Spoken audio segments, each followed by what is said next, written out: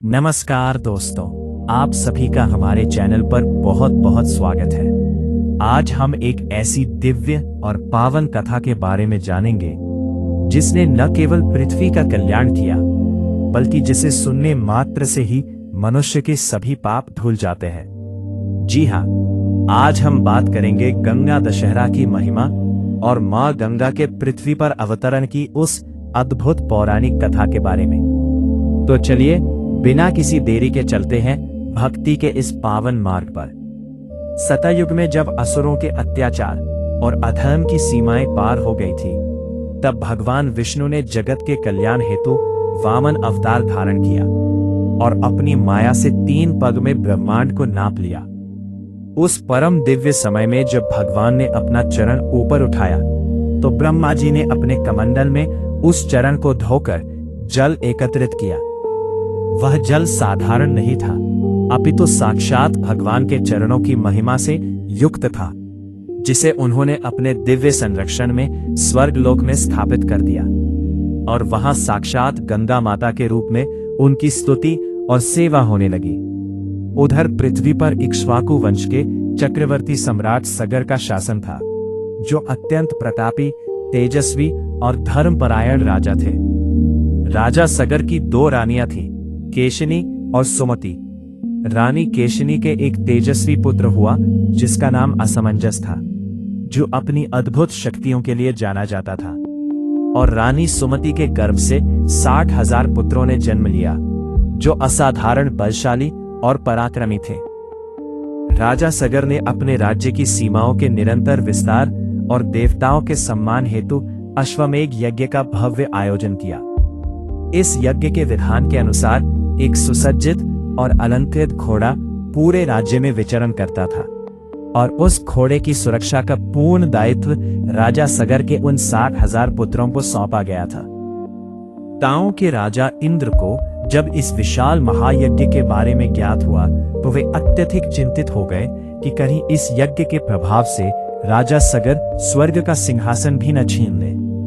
इंद्र ने छल और कपट का सहारा लेने का निर्णय किया और यज्ञ के उस पवित्र घोड़े को चुपके से चुराकर पाताल लोक में स्थित कपिल मुनि के एकांत आश्रम के पास बांध दिया, जहां मुनि वर्षों से गहन समाधि में लीन थे। जब सगर के पुत्र घोड़े को खोजते हुए पाताल लोक में कपिल मुनि के आश्रम पहुंचे, तो उन्हें वहां घोड़ा बंधा हुआ दिखाई दिया। वे मोह, अहंकार और अज्ञान में पूरी तरह भ्रमित हो गए और उन्होंने शांत भाव से तपस्या कर रहे महर्षि कपिल को ही चोर समझकर उनका घोर अपमान करना शुरू कर दिया। उनके शोर और कोलाहल से महर्षि कपिल की वर्षों पुरानी समाधि अचानक टूट गई। जैसे ही उन्होंने अपनी दिव्य दृष्टि खोली और राजा सगर के पुत्रों के उस अभद्र व्यवहार तथा उनके अहंकार को देखा, तो वे अत्यंत क्रोधित हो उठे। मुनि के क्रोध की अग्नि से उन 60,000 पुत्रों के शरीर क्षण भर में जलकर राख और भस्म हो गए। विधि का विधान ऐसा था कि उनका विधिवत अंतिम संस्कार नहीं हो पाया, और इस कारण उनकी अतृप्त आत्माएं प्रेत योनि में भटकने लगी। पीढ़ियां बीत गई। जब राजा सगर के पौत्र अंशुमन ने कपिल मुनि से अपने पूर्वजों की मुक्ति का उपाय पूछा, तो मुनि ने गंभीर वाणी में कहा कि यदि स्वर्ग की पवित्र गंगा पृथ्वी पर अवतरित हो और उनका पावन जल इन भस्म हुए पुत्रों की राख पर पड़ जाए, तो ही इन्हें परम मोक्ष की प्राप्ति हो सकती है। राजा सगर से लेकर अंशुमन और फिर महाराज दिलीप तक सबने प्रयास किया, लेकिन वे गंगा को पृथ्वी पर लाने में पूर्णतः असफल रहे। अंततः राजा दिलीप के महान पुत्र महाराज भागीरथ ने गंगा को पृथ्वी पर लाया था। आने का दृढ़ संकल्प लिया। उन्होंने हिमालय की दुर्गम कंदराओं में गोकर्ण तीर्थ में हजारों वर्षों तक कठोर और तपस्वी जीवन बिताया। ब्रह्मा जी उनकी अटूट भक्ति, निष्ठा और संकल्प से अत्यंत प्रसन्न हुए और उन्होंने गंगा को पृथ्वी पर जाने का आदेश दिया। गंगा ने विनम्रता पूर्वक कहा कि हे राजन, यदि मैं इतनी विशाल ऊंचाई से पृथ्वी पर गिरूंगी, तो मेरा प्रचंड वेग पृथ्वी पर सहन नहीं पाएगी और प्रलय आ जाएगी। इस वेग को संभालने के लिए भगवान शिव का अनुग्रह प्राप्त करना ही एकमात्र उपाय है। तब भागीरथ ने भगवान शिव की कठिन आराधना की और उन्होंने अपने शरीर को स्थिर करके कठोर तप किया। भोलेनाथ उनकी भक्ति से प्रसन्न हुए और गंगा को अपनी जटाओं में धारण करने के लिए तैयार हो गए।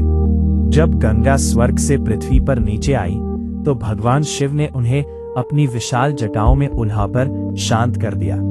भागीरथ की पुनः प्रार्थना पर शिव जी ने अपनी एक जटा से गंगा की एक पावन धारा को पृथ्वी पर प्रवाहित होने दिया। भागीरथ गंगा को अपने पीछे पीछे लेकर चल पड़े। मार्ग में गंगा के प्रचंड वेग से झनु ऋषि का आश्रम नष्ट होने लगा, जिससे वे अत्यंत क्रोधित हो गए और उन्होंने कुपित होकर पूरी गंगा को ही पी लिया। भागीरथ और देवताओं ने ऋषि से क्षमा याचना की और गंगा को जन कल्याण के लिए मुक्त करने का आग्रह किया। तब झनु ऋषि ने गंगा को अपने कान से बाहर निकाला। ऋषि के शरीर से पुनः जन्म लेने के कारण गंगा का एक नाम जाह्नवी पड़ा। गंगा आगे बढ़ती गई और भागीरथ उन्हें लेकर उस स्थान पर पहुंचे जहां राजा सगर के 60,000 पुत्रों की राख पड़ी थी। भागीरथ ने वहां विधि विधान से पूजा की और गंगा की धारा उस राख के ऊपर से गुजरी। गंगा के शीतल और पावन जल के स्पर्श मात्र से ही उन सभी का उद्धार हुआ और वे प्रलय आ जाया एक योनि से मुक्त होकर दिव्य लोकों से बाहर गए। तभी से ज्येष्ठ मास के शुक्ल पक्ष की दशमी तिथि को गंगा दशहरा के रूप में मनाया जाता है।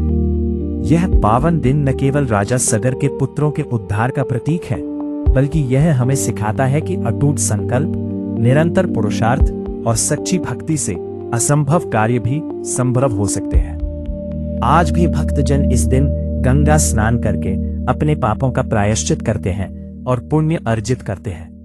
गंगा जी का अवतरण केवल एक कथा नहीं, बल्कि पृथ्वी के कल्याण के लिए एक दिव्य आशीर्वाद है, जो सदियों से मानव जीवन को पवित्र और समृद्ध बना रहा है।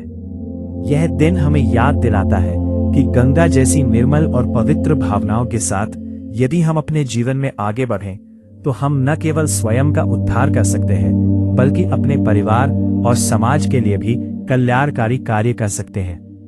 गंगा की यह अविरल धारा हमें निरंतर आगे बढ़ने और सभी बाधाओं को पार करने की प्रेरणा देती है। भागीरथ के अथक प्रयासों से जो गंगा पृथ्वी पर आई, वो आज भी भक्तों के कष्टों को दूर कर रही है और मोक्ष प्रदान कर रही है। गंगा दशहरा का यह पावन पर्व हमें अपने पूर्वजों के प्रति सम्मान प्रकट करने और उनके आशीर्वाद को स्मरण करने का भी एक अनूठा अवसर प्रदान करता है। गंगा माता का यह अवतरण हमें यह भी संदेश देता है कि अहंकार का नाश ही मुक्ति का मार्ग है और विनम्रता ही जीवन की सच्ची पूंजी है।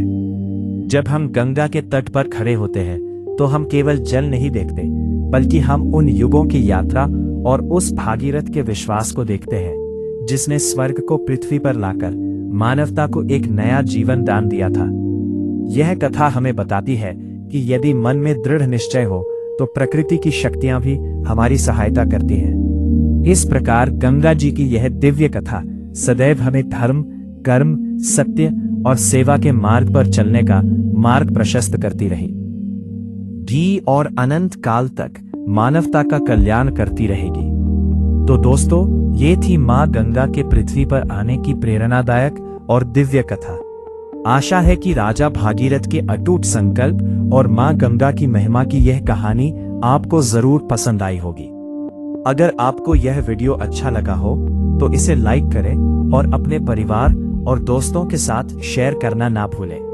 और हाँ, अगर आप हमारे चैनल पर नए हैं, तो अभी सब्सक्राइब करें और बेल आइकन को जरूर दबाएं, ताकि ऐसी ही ज्ञानवर्धक कथाएं आप तक सबसे पहले पहुंचे।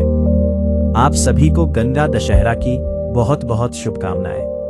बोलिए गंगा मैया की जय। धन्यवाद।